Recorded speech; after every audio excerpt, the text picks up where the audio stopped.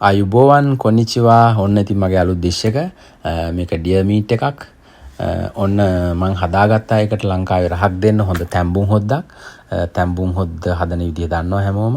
ඒකට මම දානවා බ්ලැක් ගාලික් කළු සුදු ලුණු හොඳට පේස්ට් එකක් වගේ හදලා එතකොට ලස්සන පාටක් ලස්සන රසයක් නියමම ලංකාවේ රහක් එනවා ඊට පස්සේ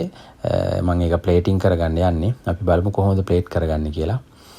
මේ වෙලාවේ පොඩ්ඩක් බිසි කිචන් එක ඉතින් මිසි අස්සේ තමයි මම මේ ප්ලේට් කරගන්නේ මම ඒකට දාලා තියෙනවා ස්පිනාච් සෝට් කරලා ඊට පස්සේ වින්ටර් මෙලන් ඒ කියන්නේ පුහුල් වගේ එකක් ඊට පස්සේ මම බඩේරිඟු පොල් දාලා ලංකාවේ රහට හදපු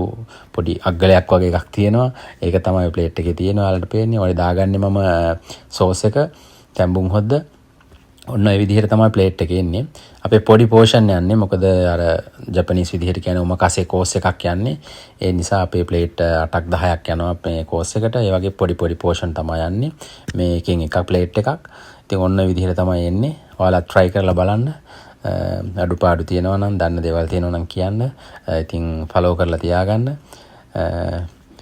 ඉතින් ඊට පස්සේ ඔහොම වැඩ ටික වෙන අතරේ ඉතින් අපේ ජපනීස් කස්ටමර්ස්ලා අනිත් අය ඔක්කොමලා ඇවිල්ලා මෙන්න මෙහෙම ඉන්නවා කනවා හරිම සන්තෝසයි. ඉතින් ඔන්න විදිහට තමයි දවස ගෙවෙන්නේ. ඉතින් කමෙන්ට් එකක් දාන්න ෂෙයා කරන්න thank you very much එහෙනම්.